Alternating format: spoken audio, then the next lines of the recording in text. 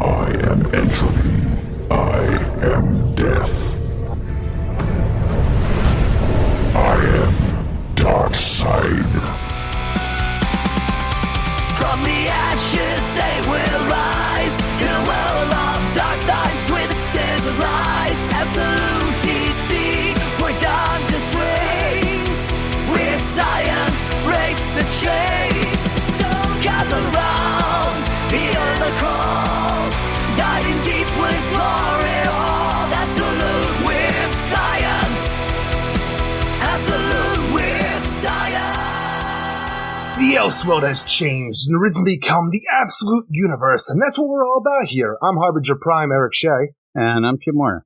And this is Absolute Weird Science, Episode 2. It is Absolute Weird Science. You're playing those games still. You and your games, but here we are, and we have a new book. We have a new number one. It is Kelly Thompson. It's something that, I don't know, some people have been a little wary about because Kelly Thompson's stuff at DC hasn't been the greatest. But here we are, and we'll see how we think. We really did like the Batman, and I hope that maybe you can convince me to like this a little more. I don't hate it. When we go through you need convincing. Well, there's not much going on. I was hoping for a little more from this one, but it's still better. I think it's better than anything Kelly Thompson has done at DC. It's just that, I don't know, I kind of expected it to be bigger and more, but it's more of let's get to know exactly what sets up this Wonder Woman. And you said from all of the previews that this was the book that you were looking forward to. You were really looking forward to it because of the look, the art. The art seems, I don't know, some reason I think that the art might be something that either you're going to like because it might remind you of Chiang's art on Wonder Woman and the New 52 at parts, or maybe you wouldn't like it. I don't know. We're going to have to see. But we are going to get into this. You give us the credits, and away we go. Absolute Wonder Woman, number one, written by Kelly Thompson, with art by Hayden Sherman, Jordie Bellaire, and Becca Carey. And the idea of getting more, I actually want less of the actual Wonder Woman in this, because we do start out this whole thing. Well, I want more of a story of what's this going to mean. It's more of how this sets up and things is what I thought. You keep going. Because the thing, the story starts out with the idea of this thing coming down, this upside-down pyramid coming over in Gateway City, and everybody's scrambling to figure out what's going on when all these red monsters come running about, and out of nowhere, this absolute Wonder Woman comes to save the day, and then we go back to the origins of the absolute Wonder Woman, and I wish we could actually just have a slow burn to get the actual origins. When I say I want more, I don't want more of, say, the origins. I think we do get to, I think that what I mean is really the overall story. Besides, if you don't have a flashback in this, Wonder Woman shows up, says, I'm going to take care of this, boom, done. I mean, really, that's it. And I want less of that. And I would want it to be that she comes in, we find out maybe if people have heard of her, then that kind of develops into maybe something that strikes a flashback at the beginning. But you pretty much have a setup and then a flashback origin that lasts the rest of the issue until the last couple pages. And I think that what I mean more is the overall story of why we want to be here in the here and now. I'm fine with learning about Wonder Woman's past and Wonder Woman, what she's doing over the next 5 issues even. I mean, it could be, like you said, a slow burn where we see it naturally kind of progress, things happen and whatnot. It ends up getting us going, but by the end, you really are just getting an origin. You're getting an origin. The origin, I'm going to say, it's fun, it's neat, it's different.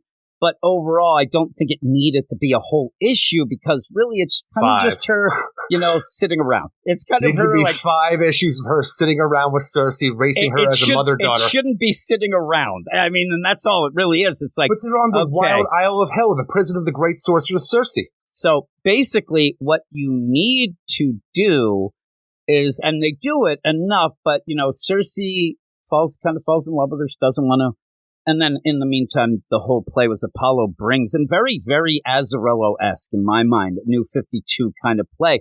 And it's funny because most people ended up saying that a lot of this felt like, to the Absolute Universe, it did feel like how they spelled it out, a little darker, it did feel like what they said about the New 52. Not that all the things are exactly the same, but it does feel like that kind of play. And I had that vibe. Apollo comes down and says, hey, this girl here, she's an Amazon. We're never going to allow you to say this. And we want them to disappear. It feels like as if they can't or won't kill her themselves. So we're just going to leave her. Pretty much what I think it is Apollo and all the gods are sitting around like, well, we have to get rid of this girl. we can't kill her ourselves. That's not right. Well, the gods, first up, it's weird because nothing's right or wrong with them. But what should we do? Somebody comes up, Apollo says, hey, how about this? Cersei, let's just make Cersei the mother because, boy, Cersei's going to let this girl die within 2 seconds. She doesn't care about anything. She's terrible, whatever. And lo and behold, she's not as bad as they think. And she ends up falling in love with Diana, and Diana being this girl who's, pretty able right away. I mean, things start to attack, and it's not like they're not going to send things. They're sending things to kill Diana and it's just not working because Diana is pretty good. Because creatures are coming, like a giant snake, this Cerberus manticore looking thing. But when Apollo comes, this baby is Diana, Princess of Themyscira. She is the last of the Amazons, and she has been taken from them by my father Zeus as punishment for their crimes against the gods. Her home is now hell, and you are her warden. She may never again be reunited with her Amazon sisters, and they will be imprisoned for eternity when their service to my father ends, and you may never say the word Amazon again. And it's such a weird idea because when Cersei does take the baby Diana and puts it in her cave on her wild island hell, the idea is she is just going to let this go, and a gigantic red serpent comes out of nowhere, and she just goes and grabs it so it can't attack her. And it feels very reminiscent of Hercules' origins with this Hera sending the snakes to kill him as a child. So even when Apollo comes here and the idea of the Amazons ascendant, I don't know if this is actually the gods and Zeus declaring this whole thing because the baby has powers along the lines of a Hercules, a daughter of Zeus, like she is in the current continuity. They're playing like a demo. Yeah, exactly. A demo. So, or if you go by the current Tom King, who knows? But still, go. Yeah, the demi-goddess that she is. But it feels more like something that Apollo was put up to by Hera and sends this whole thing out and doesn't even know the idea of the Amazons and what it will be because she just doesn't want the Diana to know her origins through Cersei. And again, if you end up in you would go with this idea, if you go to Cersei, and I think Kelly Thompson's doing a good job of playing it up. First off, Cersei's going to hate everything about what Diana would be. That she's just one of the older. While it's not set up yet here, but you play that trope. But again, like you said, if you look at her and you look at the things, the thing that they don't realize is Cersei's very depressed. I mean, she's there and what is she doing? Getting cockles out of the shoreline, and she's upset. She's miserable. Even as you see the serpent, she says pretty much, what am I supposed to do here? What the hell? I'm just going to let it die. I'm not going to try. I'm not going to kill it, but it's going to die anyway. I'm just going to put it down. Even when you have the serpent come, the fire-breathing lizard? Cersei does not care. She is depressed. She's just watching it. She's watching okay, let's see what happens. Okay, Diana grabs it, throws it away. And right at that point, suddenly there's a little smirk with Cersei of almost like the idea oh, this could be kind of fun. It's not at that point oh my God, I love this kid or whatever. Wouldn't yet. But then the next thing is the fire-breathing serpent and sees that guy. And she's just doing her culture. She's not going to stop this thing from doing anything. It does breathe fire at Diana. And then Diana grabs it and kisses it. And it's not like this is some kind of dragon. This is just like a little lizard you'd find on the actual world. This happens to be able to breathe a little bit of fire at you. Again, you say that against a baby, it might be crazy. But again, Hera doesn't. Cersei doesn't jump into it. She's already seen this gigantic serpent come for the baby. The baby just grabs it and then yeets it. So obviously the baby has a bit of strength and durability. Well, even as she's saying, though, she says, the gods send one thing after another to kill this child until it's done. If they do, she's doomed, whether I take an interest or not. So she's like, I don't really care. The funny thing is, at one point, and again, I like the origin in a way of not just the surface level things. I love the idea of Cersei suddenly becoming a good mother. It makes me laugh, and it's done well because suddenly when she's talking, at one point she says the same line, but says, the things that they've sent to kill her, us. And it becomes like a family. I mean, she is amused by the baby at this one point. And if the baby lives, whatever, she'll see. But I think that she thinks eventually they'll up the ante. This baby will die. I don't care. I'm going to pretend I don't care. I'm going about my own things. But even the idea that Diana ends up kissing this thing, it goes, no, and ends up kissing it. And it does go away then in the deal of, oh my God, this thing actually sensed the love. It's very odd. And then she says she's going to learn the hard way. With that one, he'll singe off all her hair next time, but he doesn't. And I think that it's one of those. Even the snake comes back later on because as she starts growing up, she's friends with him. It almost has a Snow White quality. Like, you go back and watch that where, like, the singing and all the woodland creatures all come to Snow White to, like, dance around the forest. They all come back. Even the snake that tried to eat her initially comes back. And, like, Mikey from Monsters, Inc., but it ends up being red. Little red Mikey. Yeah, little red Mikey. But that's the thing of this, is the idea of this progression, where and even then... This compassion shows through. And that's really good, the way that it's done, in the way of not forcing it. Some people may not even get it. But you end up then where, at one point, again, Diana's just like walking around. She's learning to walk, but on her own. Cersei's on the other side knitting. She's not involved. Then you see Cersei see Diana running around with these monsters, and she's playing with them. She's like pretending she's a monster, and they're pretending they're afraid, and they're all running. She's not in danger of them anymore. And then you see the next, and it's done in these wide, full-page spread things. And then at the bottom, where she says even, and she had a quality that softened even the most treacherous beast. And you do see a cool little thing where she's getting a shower by a magic rain cloud. Crazy rain cloud. That's really neat. But again, the surroundings are awful. It's hell. Even at one point, Cersei's like, you can't raise a baby here. But she is, and then says, I don't just mean all the little creatures and demons and lost souls that drifted to her. And she means her as well. I mean, she thinks of herself as a treacherous beast, obviously, and says, it's everything. Then you see her putting her to bed. She's starting to care. I was waiting for her to get one of those candles and, like, boom, right on there. But she ends up, like, and says, how you fall in love with a child is by raising it. So she's admitting, I'm falling in love with this baby. And what I do like is the way they play it out. Normally, you might think that Cersei would say, like, no way, whatever. But you already established that she can melt the hearts of treacherous beasts that she has. Yeah. And it's really, really good. It's really good. Again, and the way the cave is set up throughout these progressions, too, that Cersei's home later, in the cave it is. Right? Oh, it gets later, but like on one side, there was like, just some moss on the side where Cersei would sleep herself. And as you progress, Cersei's made herself some own bedding. She's made bedding for the baby. Then there's bookshelves. The bookshelves get bigger and bigger as Diana starts growing up. More decorations all around the homestead. When it started out, she was a depressed old hag sitting outside getting she was imprisoned in hell. Shells. Yeah, and again, what they have done is they, in my mind, and I think that at one point, say it is Hera, and it usually the deal ends up like, what do you mean they're getting along? Like, and again, I think we're still going to deal with some of this stuff, and then Hera's good because they thought that they'd give this as a joke. It's like one of those the cruel jokes of the gods. We'll let the baby live, but Cersei will be the mother, so she's going to die. Plus, we're going to send things to attack her. Like, there's no way. Instead and those of just, things end up sleeping in bed with Wonder Woman as she sleeps as a child. It's crazy. And the idea of all this is the play of when you read these stories in a lot of comics and anything, movies, like you think of the idea of like, why didn't you just kill her? you went through this thing because I thought it was going to be funny. They're probably watching. At this point, they probably forgot or whatever. But the idea, again, of that not being able to say Amazon, but in the meantime of seeing, and like you said, this isn't her just taking care of Diana and raising her. It's also the idea of her taking care of herself and her not being as depressed. Everything gets like more lights. Everything gets brighter. And like you said, and I didn't even really recognize exactly depths of hell. And what it reminds me of is I thought I was teaching you. It's my favorite. I thought I was teaching you. You were teaching me. But it's given hope to Cersei.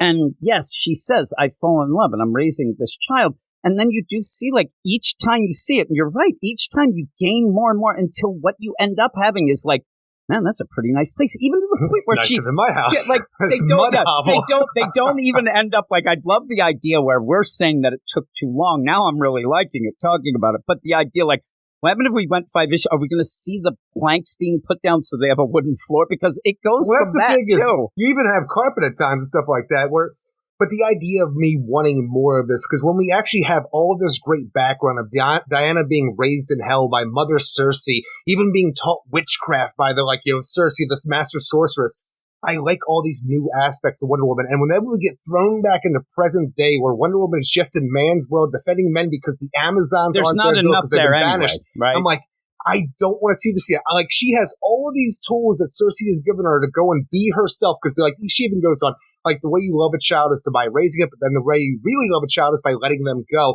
And this is the whole idea of Wonder Woman going to man's world, rising up from hell with her skeleton Pegasus. And it's badass. And the way that but it I want to see all of these things and how, in hell, that Cersei is able to procure, like the new lasso, the sword by Athena, all these cool things that she has, even putting down all these magical runes as tattoos on Wonder Woman.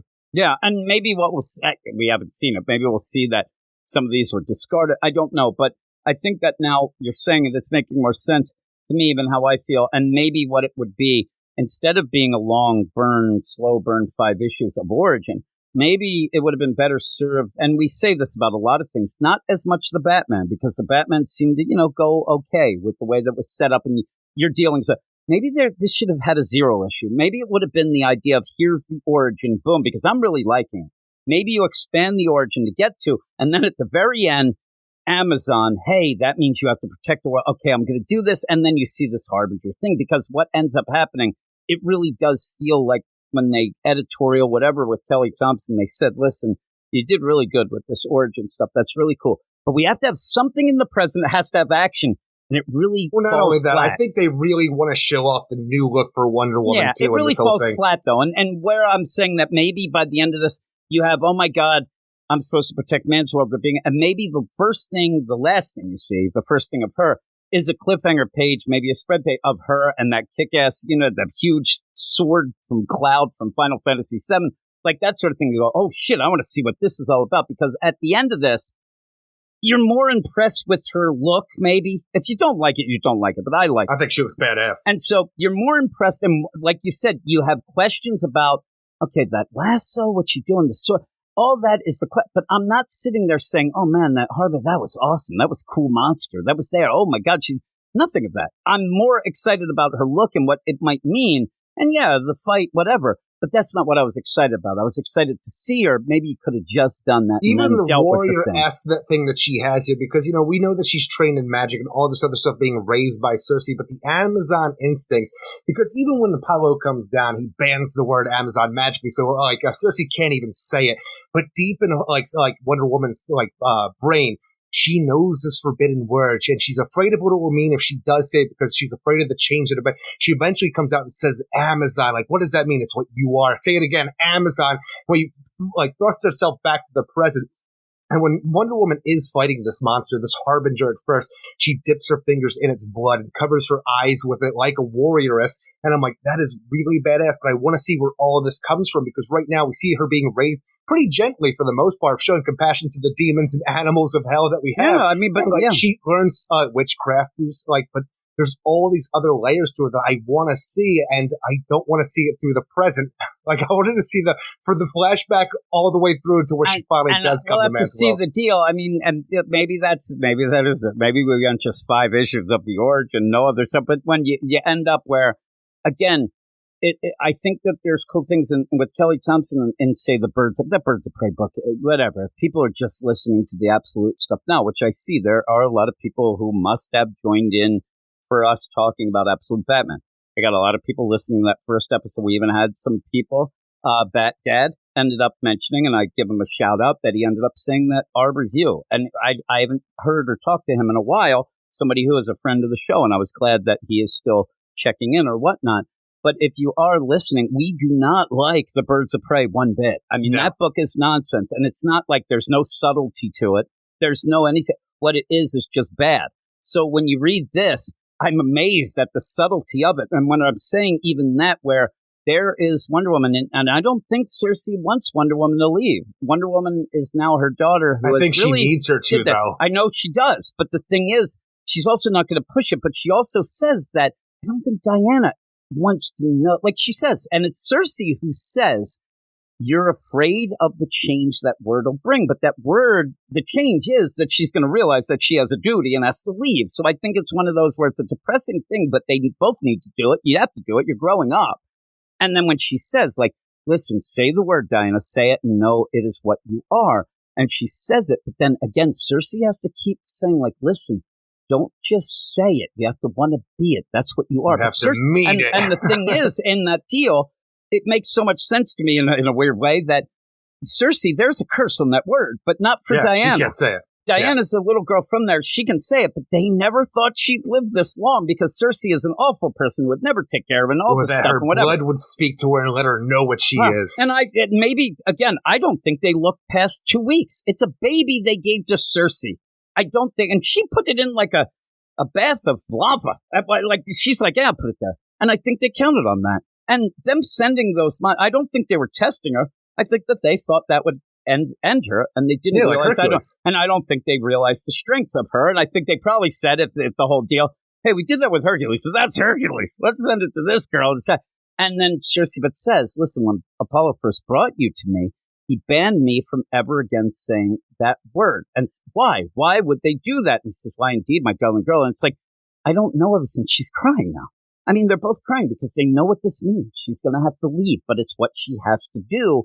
And there's like, she could say right now, screw it. She could say, no, thank you, like Tom King would ever say. But, this Wonder Woman's a hero and says, okay, I got to do it, but doesn't want to. And then Cersei's, it's like what it is at this point. Seriously, it's not your fault. It's not, don't say it. It's not your fault because she doesn't want to hear it, but she knows she has to, and she knows she has to go. And then with Cersei trying to explain it, but can't say it. And I like the idea. We don't love the wingdings. We don't love redacted. I love the way that it looks like a curse has wiped it out. Amazon has been scratched away. So she's like, because that, and so she's trying to say, she can't. So it's, and had a job to do. They protected the world above from the oldest of monsters, which want only to feast on it. Without the blank, the world above never makes it. You can say Amazons, it's fine. And, I'm saying what she's saying, so she can't say it. And then that's where Diana says, Amazon, again, Amazon. And then she just keeps yelling again. Again, it reminds me of so many things. It also reminds me of Miracle. Who are you? Oh, I'm from Minnesota State. And then finally it's like, no, I'm Team USA. And they start yelling and off they go. They realize their purpose and together. And then finally you get those eyes that she says, Amazon. And it's like, holy crap, like that's pretty good. The way that was set up is really good. Problem is, like you said, you also have up the present and you want to know more about how these things came about. Because you got some really cool things going on in the past. And when she shows up all badass with all her weaponry and skeleton Pegasus, I'm like, I just wish we could have seen that progression. We do end on a really cool note, though, where she gets back up with the idea of Amazon in her mind, remembering what her mother told her and stuff like that. When she goes up against this Harbinger Prime that's threatening the man's world right now, she's like, for I am Diana of Themyscira, last of the Amazons, daughter of Cersei, princess of hell, witch of the Wild Isle, and you will not have this world while I still draw breath. Yep, and that's awesome. And again, if everybody has their own opinion.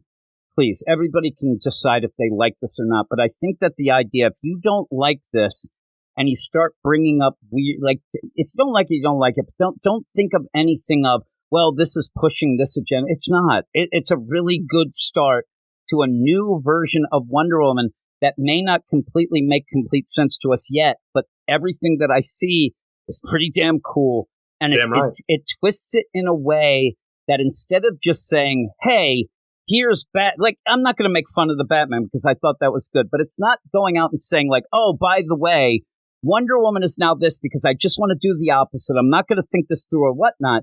What it does is set up that somebody the gods are against Diana the Amazons. That sets up an overall thing that's really cool. And the idea that they thought they were just discarding her, but then Cersei, one of her big villains in the regular deal, becomes a great mother and raises her properly, I guess, and inspires her. I love these positions we find ourselves in the absolute power, absolute universe so far, where in Batman we have the closest friends of Bruce Wayne are his biggest rogues gallery in the main universe. Here we have Cersei, one of the biggest enemies of Wonder Woman is her mother figure here. I like these positions. Yes, maybe it'll get stale if we keep having this over and over again, but right now, so far, it's really fun.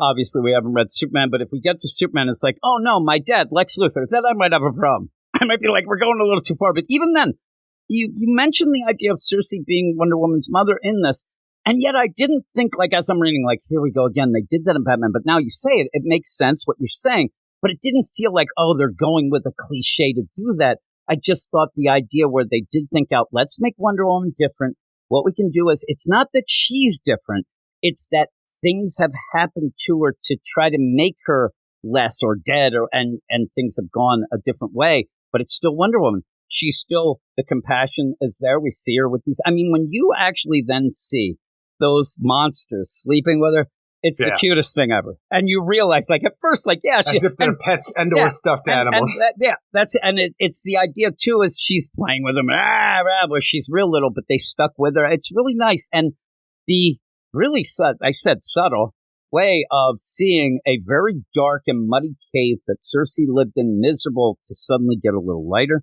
Brought get to a little life. well done, and it ends up where Diana This has hovel inspired. has become a home.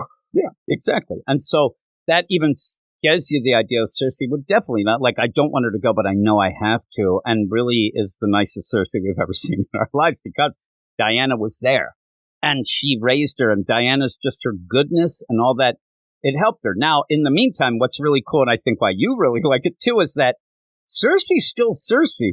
This isn't like Cersei's like, oh, I'm not going to teach her this black magic. No, that's what she knows. That's what she's teaching her. We want to see more of that. And I do want to see more of that. The tattoo, all these things, I want to see how it works out.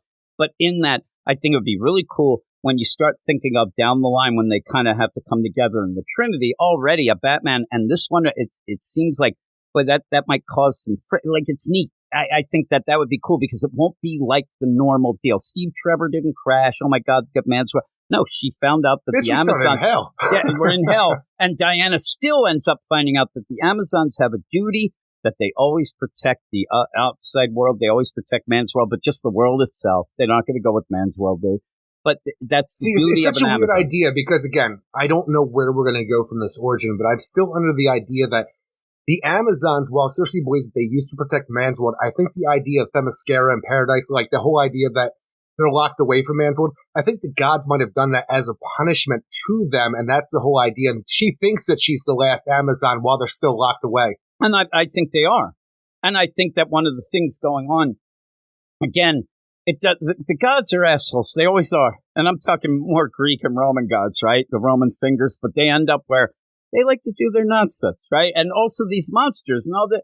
And I think that it is one of those that we get rid of the Amazons, we can just do what the hell we want. And then the monsters are taking advantage. You know, you have all that and how that brings out. I still think it's the idea of like a slight against Hera. So like the idea that Zeus like had sex with Hippolyta. Hippolyta had a baby. Same as Hercules in my mind. I think that's like where we would be going. At least that's what I believe from I think it's a little more than just that because it seems like the regular world, like the gods either have gone to sleep and don't even pay attention because it looks like some shit's really going down, especially the way it's spelled out. And I think that it might be that too. But I think that it might be maybe whatever we find, maybe some of the gods have been imprisoned. Maybe they're this, maybe I don't know. We'll have to find out. And that might even lead to how some of these weapons, some of these things going. Again, usually at Diana, we'll have like gifted things. Oh, I got this from Athena. I got this from that a lot of times with that. And I don't know how that works here because she's kind of from hell. And which is another thing that goes to one of my nitpicks of the story, whether you think it's logical or not, but the way we started all of this off for the Absolute Universe, we had the idea after Absolute Power where the multiverse was shut down. Darkseid went crazy because he was never been this powerful before. All his avatars throughout the multiverse were closed off to him. All his power came back to him. He wasn't able to be out there in the multiverse. And that should be the same thing since he's a god of the fourth world, a god of the third world like Apollo, and the rest shouldn't be able to be in this universe. So him being here and doing this whole thing with the gods, it feels, again, a little nitpicky, but I feel like there could be a thing that's like kind of goes against what we've already established. I think there's just a weird little thing that when they did go, and I've been told recently, like the idea of the absolute deal and you know, that's special, and but people are more confused than they're even, because when you do end up having Booster go, that doesn't seem like that might be in the future of this, and that ends up changing things. That's what I'm saying. And that would change things, and maybe we're leading to that. Maybe we have to stop. I don't know. I don't know how this whole thing is. When the Omega power that a Darkseid contains went out there and created the Elseworld into the Earth Omega or the Omega Earth, whatever it is at this point, and became the Absolute Universe, like that was out there, and it shut. I'm trying to think of how I'm going to do this. Yeah, I'm telling you, I think at this point we can't worry about it, and I think that when the things come about, they will explain the full. I think that it was not really well explained. I mean, even you trying to come up with, you're going to have to go and kind of. No, I had a point, but then I just kind of lost track because I forgot where I was started from or where I was going. But again, we talked about this last 2 weeks ago when Absolute Batman came out and the idea of the Ultimate Universe and talking about the Maker, and I said a lot of people heard, "Oh my God, this Ultimate Spider-Man's great," and they jumped in because of what they could get. And I think there's a lot of people that are going to do that here. So I do think that by the time, and I think of the Ultimate Universe, when we get to the point where the Maker comes back, first up, I'm not looking forward to that. But when it does, they're going to have to explain things. So if anything, you could go, just saying that I think right now they're trying to say let's tell these stories. We're not going to deal with the ins and outs of what it might mean with the overall continuity of Darkseid and what happened. But eventually they'll re-explain it and it'll make more sense later because I think they just want people to read it. I just remember my point of where I was going with that whole rant about the Omega effect going in there and creating the absolute universe as we know it. But the idea was it gave time, it gave all a history to that world as well, so it had already had a lived-in history. Yeah, and again, I'm not going to hinge on. I just want good stories, and I hope that when we do get to the point where whatever an event or whatever it will lead to, which they say it will eventually, that you end up or like, okay, that makes sense, and I'll count on you. I'll be like, Eric says it makes sense. Because right now I'm just like, this is a really neat Wonder Woman. This could be, instead of just an absolute Wonder Woman as an ongoing other universe, this could just be a Black Label book. It could be an Elseworlds book or it could be a What If. If we were what if Wonder Woman was book though, Jim. Well, I'm saying it is, but it's also all in because it's connected to the deal. And I'm going to go with that because I thought it was pretty good. I thought it was It is really good. I think I like Batman more of the idea of in the here and now of, okay, this is pretty cool. Maybe the thing is, Batman, we don't really know all the things. Like, that was kind of brushed us, and he's there doing some stuff that we don't. This ends up where, okay, I see where she's coming from, compassion, all that, but she also has magic. Like, the whole concept is really cool. It's a really neat way to do it. And again, it feels to me a lot like the New 52 Azzarello in just the kind of the gods and the stuff, whatever it might be. But I thought the art was pretty good, especially when you start seeing it develop. I think it's a style that I did have to get used to a little. But boy, when you see that current, and even when you see Wonder Woman in the first couple pages, because, the world's being attacked, there's that upside down, pyramid, things are coming out. And when she comes in, she just looks badass. I do like, this is where I think that one of the things that Kelly Thompson came out and people were upset. She said there's going to be like a built-in feminism to it. Mm-hmm. It's going to be like, and people are like, oh, man, well, what that means is it's a female character that's raised by, like, that's what it is. And what ended up, Cersei and Diana against the world. It's not even like I got in an argument with somebody, but I said, I think that is something that's a given. Why would you bring it up? And then this person said to me, well, you have to bring it up because then people won't think. I'm like, no. When you bring it up, it feels like you're trying to force something that has always been there. You don't need to do that. A Wonder Woman book does have feminism in it. It's Wonder Woman. And the Amazons, or not the Amazons, Cersei, all that. And so when I read this, the only thing that you have is one line, and it's right away. He's diving, don't lose him. I'm not sure that's, I was going to say a guy, a man. That's it. That's all it was, because they see this badass and they think it's a man. But it's not. And then you even have at points where she take me to your leader kind of deal, and the one guy, oh, I see you're not the leader, let me go. And she is blunt. She's to the point, again. Head bitch in charge. And that's Cersei. Again, Cersei in this is really a nice mom. But Cersei's always also somebody who demands to be, you get that feel of, oh, yeah, that's Cersei's daughter. All right. Like, she's going to be nice. She's going to do this. But when she wants something, wants info, respect. She's saying, you tell me who it is. I don't need to talk to you. Tell me who it is. And I like that as well. And when you see it, everybody, the sword was what people were upset about.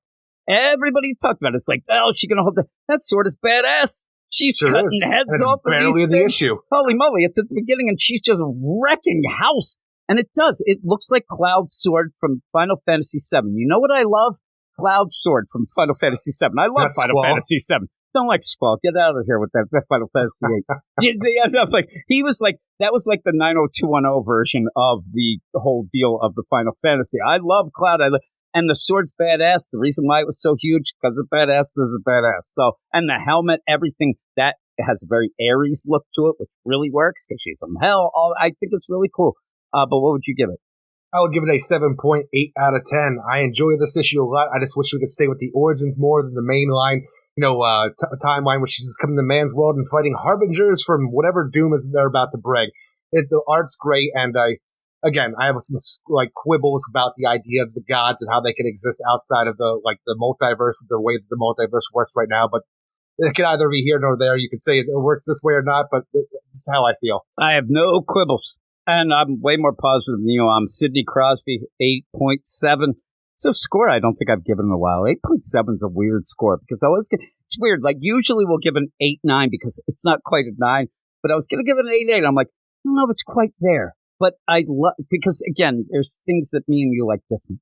And one of the things that I like is like the psychology of it, kind of, you know me, Eric. But the idea I know that you never looked at psychology, but here you like it. I know I'm saying the psychology of her being depressed and then coming back. It's the thing that I do talk about that a lot of the moments where you get feel moments because, you know, the father and this and that. But I got that from this. I like seeing Cersei ends up becoming nicer because Diana, and what Kelly Thompson does is show the compassion and the love, even from other things, in a way that isn't like, I said, she does mention, like, oh, she like, but it's not like we had so many people on Wonder Woman in the regular continuity of, boy, you know, it's about telling the truth, and that's all we get. Truth, truth, truth. She's the truth. She does this. Or the compassion. And it has to be spelled out every sort of panel in a narration box instead of just showing it. And I see that. So I did my job and convince you that it's a good book? Yeah, I'm telling you. When I first started reading it, and I did, the only thing that I was upset about was the lack of a regular story in the here and now, thinking the idea of, well, Batman, we got that. We know where it's going. We kind of do. At this, you kind of end, and you're like, I don't know what's happening with this whole, and I really don't care about the regular in the deal. But once we started, and I started looking at it again, especially the art, yeah, I really liked it. When we first started, I was probably at like a little, maybe an 8. But I did go up to like an 8.7. So I do like these. I'm hoping Superman continues the deal. We've had some other things being announced and things like that. Some things look a little sus. We'll see how that goes down the line. But you talking about Martian Manhunter? I am talking about Martian Manhunter. And I'm not just talking about the look of that. Looking. It's Dennis Camp, who is doing one of my least favorite Ultimate books, the Ultimate Universe. He's doing the Ultimates, and I think it's complete and utter garbage. So I'm worried. I'm worried about that book, but we'll see.